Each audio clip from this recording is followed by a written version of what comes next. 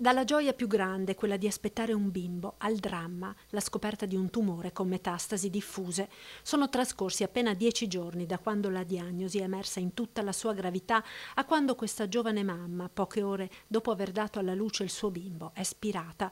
La tragedia nella notte tra sabato e domenica all'ospedale Cafoncello di Treviso, dove la donna, 39 anni, originaria del Camerun, alla 26esima settimana di gravidanza, era ricoverata da una decina di giorni quando si è scoperta la gravità del tumore che l'aveva colpita al seno. Si è cercato di fare di tutto per salvare questa donna, già mamma di altri 4 bambini, ma la situazione purtroppo è precipitata. Sabato notte, poco prima delle 22, i medici, visto il quadro clinico complessivo, hanno deciso di praticarle un cesareo per salvare almeno il bambino.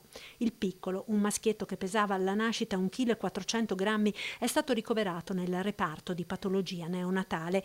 Risponde bene alle terapie, il decorso è regolare per la prematurità. La mamma invece non ce l'ha fatta, 3 ore dopo è spirata, lasciando nella disperazione il marito che ora dovrà affrontare da solo la vita ed il compito di crescere 5 figli. Una vicenda drammatica che ha colpito e commosso profondamente tutte le equip che hanno seguito la donna, medici, infermieri, ostetriche. Ci siamo stretti tutti attorno a questa mamma, ha detto il primario di ginecologia Enrico Busato, mamma che fino alla fine ha lottato con grande coraggio.